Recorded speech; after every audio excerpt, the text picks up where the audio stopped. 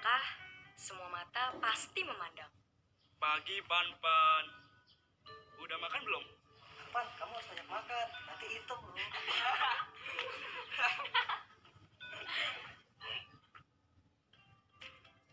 Duh, keren banget tuh cowok.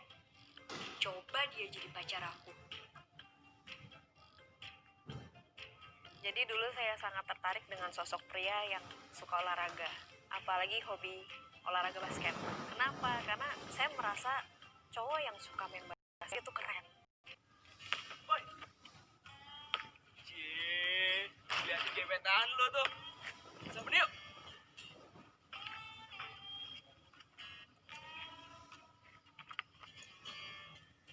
Gue dengar lu suka sama gue. Li, masa iya gue suka sama cewek kayak gini? Udah hitam, jelek, matanya kecil lagi sebelah. Saat itu saya nggak menyangka saya akan dihina seperti itu di depan banyak orang. Dan itu membuat saya berpikir, oh ternyata hanya cewek cantik, populer, menarik, itu yang selalu dipandang dan dilihat orang. Woi, siapa yang taruh sampah di meja aku? Gua yang naruh. Ayo, siapa gua? Buram ya? Makanya punya mata itu dua, jangan satu. Kasih balikin kacamataku. Loh. Woi, bantuin dong gebetan lo. Dasar hitam. Saya terlahir tidak sempurna. Saya memiliki cacat lahir. Kata dokter, mata saya terkena satu virus, namanya virus tokso. Virus itu dari binatang. Dan virus itu membuat mata saya tidak bisa melihat di sebelah kiri. Kenapa sih hidup aku kayak gini banget? Bener-bener gak adil.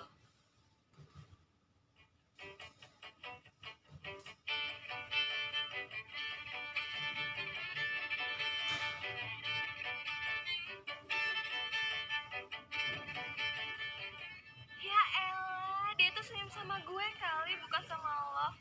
Kasian banget ya. Sejak saat itu saya berpikir, saya harus seperti mereka. Saya harus menjadikan diri saya sempurna. Saya harus merubah penampilan saya. Saya harus jadi cantik. Saya harus jadi populer. Saya harus jadi mempesona di depan banyak orang. Karena saya nggak mau digituin lagi.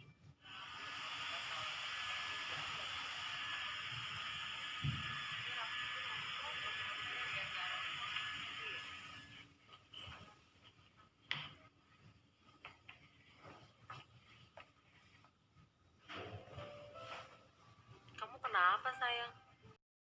Pulang mukanya ditekuk gitu? Mah, emang papan jelek banget ya? Siapa bilang anak mama jelek? Kamu itu cuma perlu sedikit perawatan aja. Mau bantu? Emang bisa, Mah? Sebenarnya dulu mama saya pernah menyuruh saya untuk perawatan, untuk menata diri. Saya kebetulan lingkungannya kebanyakan laki-laki, jadi saya agak sedikit tomboy. Dan mama saya pun sudah capek untuk mencereweti saya. Dan pada saat titik di mana saya, akhirnya mama saya pun orang pertama yang maju untuk membantu saya.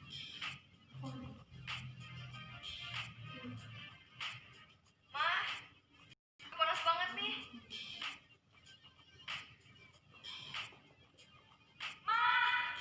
Mah cepetan sini, Mah. Kamu kenapa sih pagi-pagi udah teriak-teriak bikin orang kaget aja? Ini kok muka aku jadi kayak udang rebus gini, merah banget. Tuh, Kamu kebanyakan pakai krimnya sih. gimana dong? Udah aja, ntar juga hilang sendiri kok. Yaudah deh, aku berangkat ya, Mah. Iya.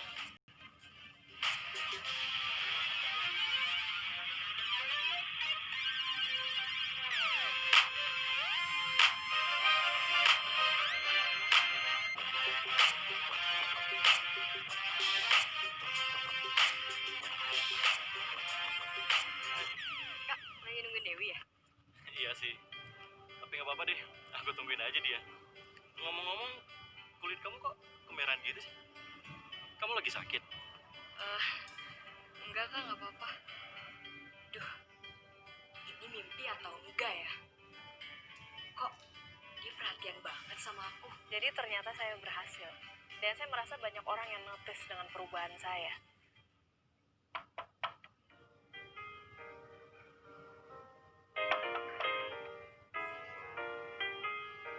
Dan setelah beberapa kali kita ketemu, laki-laki itu cukup memperhatikan dan mendekati saya. Dan itu membuat saya senang. Bahkan saya merasa jatuh cinta. Walaupun usianya 10 tahun lebih tua dari saya. Sejak kenal dengan dia, saya merasa sangat bahagia. Karena saya merasa diri saya berharga. Dan dia cukup memperhatikan saya. Dunia saya itu seperti berbunga-bunga, seperti penuh dengan unicorn, dengan banyak hal imajinasi yang menyenangkan seperti fairy tale dongeng. Halo, Ma? Dia jadi jemput gak? Iya, soalnya Kak Roninya nggak bisa. Yaudah, aku tunggu ya. Yuk, udah. Kak, katanya sakit. Kok di sini? Sayang, dia siapa? Aku pacarnya dia lah. Pakai nanya lagi. Sayang, kok pacar sama anak kecil? Sejak kapan sih kita pacaran? Lo jangan ngaku-ngaku. Lo sekolah dulu yang benar. Ayo sayang, kita pergi. Ngapain sih? Saya merasa, kok gitu sih? Saya kan udah berubah, saya kan udah menarik. Kok seperti itu? Jujur aja, pertama kali saya merasakan suatu relationship dengan orang, tapi dari kejadian itu pun saya berpikir pendek. Kok hidup ini nggak ada arti ya? Kok saya kayaknya nggak dipandang berharga padahal saya udah berubah. Saya coba menelan obat.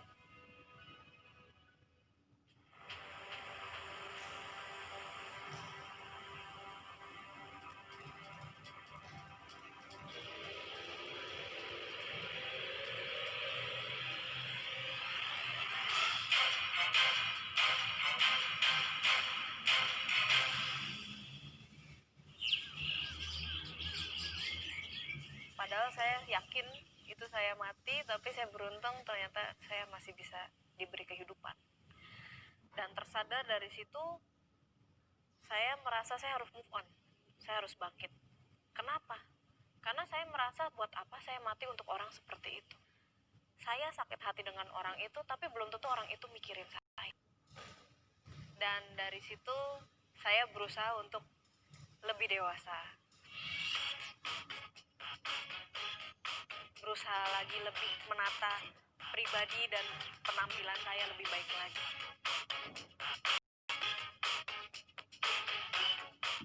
Dengan hal yang saya lakukan, saya merasa atraktif.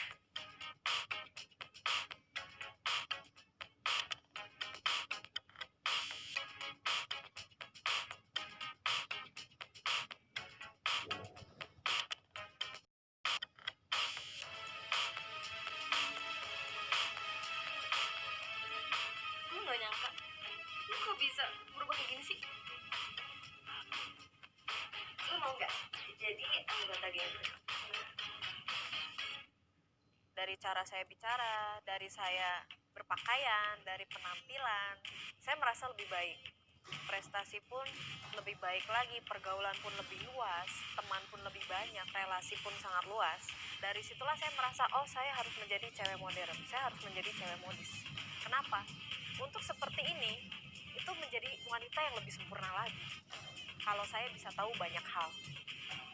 Saya merasa, oh itu mungkin salah satu cara untuk kita lebih menarik.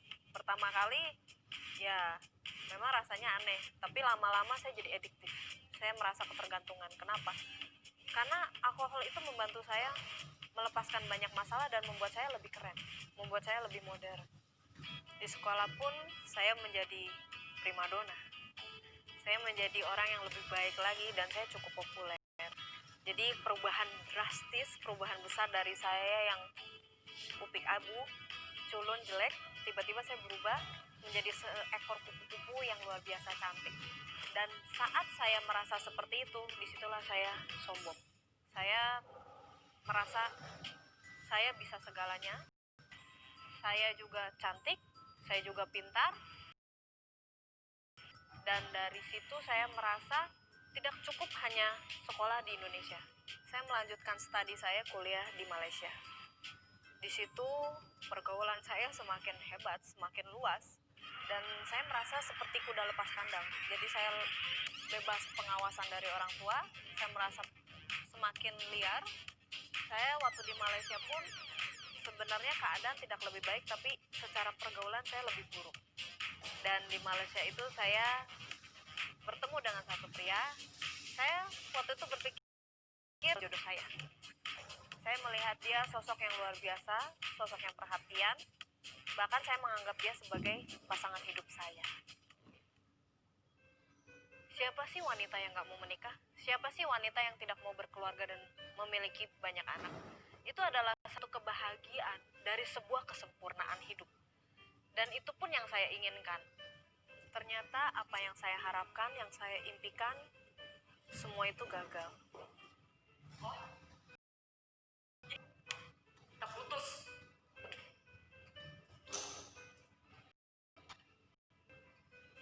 Impian saya untuk menikah dan punya anak itu semua musnah. Bahkan padahal saya udah memberikan segalanya, saya udah berkorban, sacrifice banyak, tapi ternyata jawabannya pun tidak.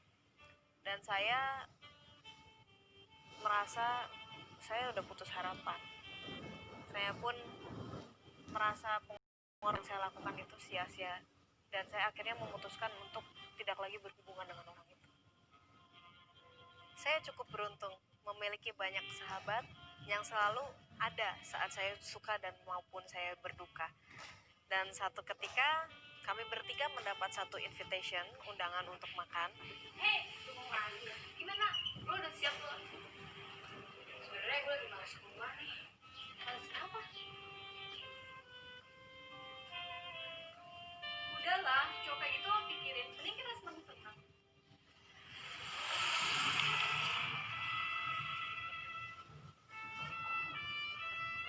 Udah, jangan sedih mulu. Mending dengerin musik. Lo nyetir yang bener dong. Kok udah ke kiri sih? Tiba-tiba mobil kami ke kiri sendiri. Awas, lu lihat ke depan dong. Kedua kali akhirnya berhenti plak. Dan waktu saat nabrak itu saya melihat ada asap. Lalu saya keluar dengan beberapa barang yang bisa diselamatkan. Mobil itu akhirnya kebakar sampai habis. Karena saya sempat jatuh pingsan, akhirnya dilarikan ke rumah sakit, dicek, di scan, tulang tidak ada apa-apa. Dan pada saat itu pun saya akhirnya ngecek kepala saya. Disitulah saya ketahuan terkena tumor otak.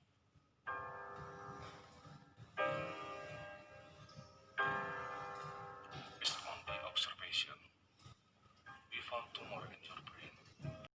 That's why we have to do an operation. Saya ini udah cacat dari lahir. Saya sudah dikatain orang. Saya udah mengalami yang namanya kinti, minder, kecelakaan. Sekarang kena lagi tumor otak. Dan saya harus menghadapi masalah apa lagi? Kematian lagi.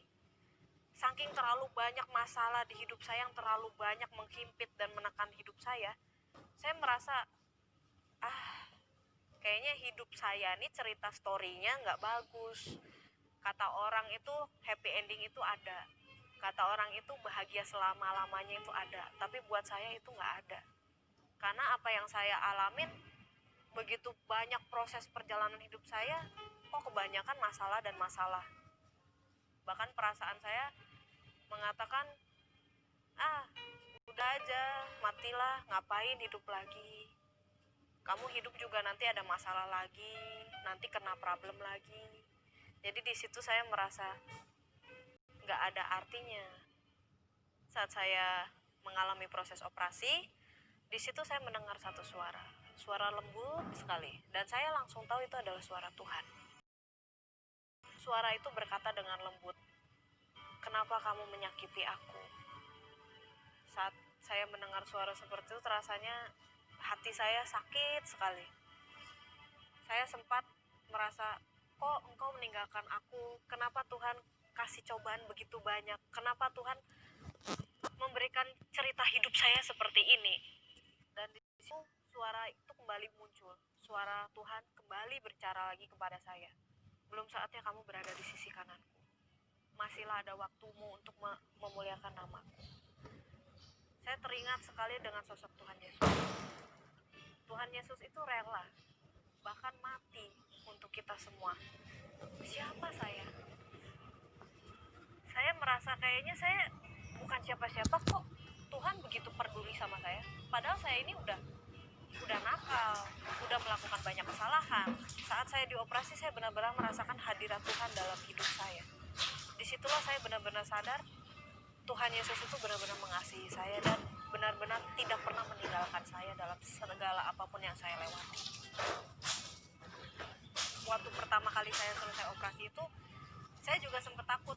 Muka saya separuh itu pertama kali agak tidak bisa bergerak. Jadi saya pikir saya stroke. Tapi lama-kelamaan saya punya iman saya bisa sembuh. Muka saya pun lama-lama mulai bisa bergerak. Dari situ saya benar-benar percaya pengampunan itu ada. Saya tahu sekarang kalau Tuhan mengasihi saya dan disitulah saya benar-benar mengalami pertobatan. Ampuni aku Tuhan, kalau selama ini aku udah nyakitin hati Tuhan.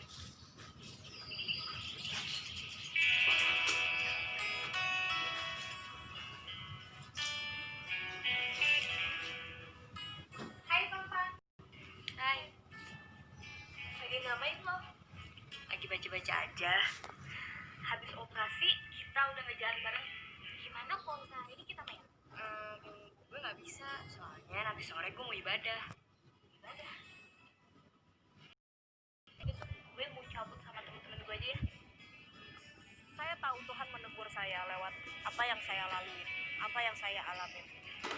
Dan saya sadar akan kesalahan saya. Jadi sekarang aku sudah tidak pernah lagi melihat Fan yang dulu, yang suka dugem, suka mabok-mabokan, suka merokok. Karena begitu besar kasih Allah akan dunia ini, sehingga ia mengaruniakan putranya yang tunggal kepada kita, supaya setiap orang yang percaya kepadanya tidak binasa, melainkan beroleh hidup yang kekal. Sekalipun ayah dan ibu kita meninggalkan kita, bukan teman-teman kita yang terdekat sekalipun, tetapi Yesus tidak akan pernah meninggalkan kita, karena Yesus telah terlebih dahulu mengasihi kita. Saya di situ langsung diingatkan. Seperti haram, saya mulai berubah. Saya mulai berdoa. Saya mulai menyembah Tuhan. Dan bahkan saya mulai melakukan hal-hal yang baik. Jadi dulu saya pikir wanita yang sempurna itu harus cantik, harus sukses. Tapi itu bukan tolak ukur kesempurnaan dan saya sadar itu salah. Yang membuat sempurna itu adalah Tuhan. Bagaimana kamu menempatkan dalam hidup kamu. Dan saya sekarang karena setiap apapun yang saya lakukan, walaupun punya masalah lebih besar dari yang sebelumnya, tapi saya merasa sempurna. Kenapa? Tuhan ada di hidup saya. Kalau ada masalah datang, saya tinggal lewatin dengan suka, dengan tanpa mengeluh, dengan tanpa marah-marah. Saya bisa melewati masalah itu dengan Tuhan, bahkan menyelesaikannya, karena saya mengundang Tuhan masuk dalam hidup saya. Disitulah saya tahu kalau saya itu sempurna di mata Tuhan. Ternyata di dunia ini gak ada yang sempurna ya. Ketika aku menginginkan sesuatu, aku malah kecewa dan semuanya sia-sia. Saya yakin dengan janji Tuhan di waktunya. Kenapa? Karena saya tahu saya memiliki keterbatasan dan saya memiliki ketidaksempurnaan. Tapi saya merasa berharga dan saya merasa saat kehadiran Tuhan datang dalam hidup saya, memenuhi hidup saya, hidup menjadi sempurna. Sanjaya. Pan-pan. Dan semua kesempurnaan itu terbuahkan dan terbukti oleh kehadirannya suami saya, anak saya yang luar biasa, bahkan karya-karya Tuhan yang saya sedang kerjakan. Dan itu menjadi suatu kelebihan untuk saya. Kalau dulu Fanny itu orangnya selalu dikelilingi oleh kesedihan ya, kalau merasa. Jadi di balik senyumnya itu ada suatu beban. Tapi sekarang setelah dia mengenal Tuhan, dia berubah ya. Aku perhatiin senyumnya sekarang lebih ringan. Dan yang paling membuat aku bangga sebagai temannya, dia sekarang menciptakan lagu-lagu rohani. Dan ini adalah salah satu lagu yang saya ciptakan dan ini adalah karya Tuhan yang membuat hidup saya